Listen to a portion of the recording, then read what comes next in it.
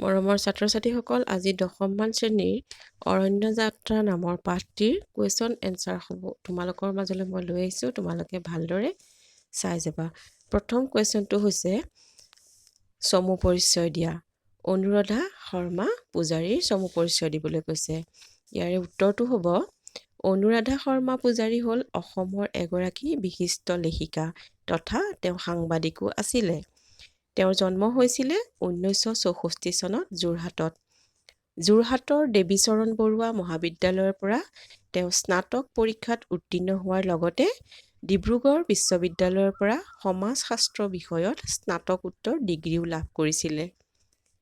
কলিকতাৰ Birla institute of liberal arts and মেনেজমেণ্টত সাংবাদিকতাৰ পাঠ্যক্ৰম সম্পূৰ্ণ কৰা অনুৰাধা শৰ্মা পূজাৰীয়ে পশ্চিমবংগ বোলছবি কেন্দ্ৰ তথ্য আৰু সাংস্কৃতিক দপ্তৰৰ অধীনত শিক্ষকতাৰে কৰ্মজীৱন আৰম্ভ কৰা অনুৰাধা শৰ্মা পূজাৰীয়ে আমাৰ অসম কাকততো সাংবাদিক হিচাপে কৰ্মৰত আছিল।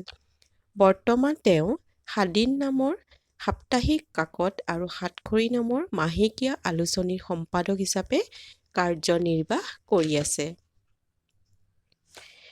তেখেতৰ উল্লেখযোগ্য গ্ৰন্থসমূহ হৈছে প্ৰথম হৈছে তেওঁৰ উল্লেখযোগ্য উপন্যাসসমূহ। তেওঁৰ উল্লেখযোগ্য উপন্যাসসমূহ হৈছে হৃদয় এক বিজ্ঞাপন, চাহেবপুৰাৰ বৰষুণ, কাঞ্চন নাহৰৰ নিৰিবিলি ছাঁ, বৰাগী নদীৰ ঘাট, মেৰেং, সোণ হৰিণৰ চেকুৰ ইত্যাদি। আৰু গল্প সংকলনৰ ভিতৰত বসন্তৰ গান, এজন অসামাজিক কবিৰ বায়'গ্ৰাফী, কেথেৰিনাৰ সৈতে এটি নিৰ্জন দুপৰীয়া, ন মেনেছলেণ্ড আদি তেওঁৰ হৈছে গল্পপুথি। কলিকতাৰ চিঠি, ডায়েৰী, অটোগ্ৰাফ আদি হৈছে তেওঁৰ আত্মজীৱনীমূলক প্ৰবন্ধ। চাহেবপুৰাৰ বৰষুণ নামৰ যিখন তেওঁ উপন্যাস লিখিছিল সেইখনৰ বাবে তেওঁ 2003 চনত অসম সাহিত্য সভাৰ কুমাৰ কিশোৰ সোঁৱৰণী বঁটা লাভ কৰিছিল।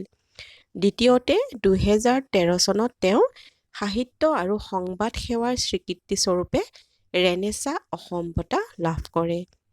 এইখিনি হৈছে অনুৰাধা শৰ্মা পূজাৰীৰ চমু পৰিচয়। তোমালোকৰ পাঠটিত থকা 1 নম্বৰ প্ৰশ্নটো হৈছে চমুকৈ উত্তৰ লিখা।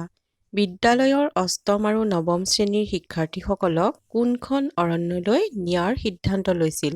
উত্তৰত লিখিবা বিদ্যালয়ৰ অষ্টম আৰু নৱম শ্ৰেণীৰ শিক্ষাৰ্থীসকলক কাজিৰঙা অভয়া অৰণ্যলৈ নিয়াৰ সিদ্ধান্ত লোৱা হৈছিল।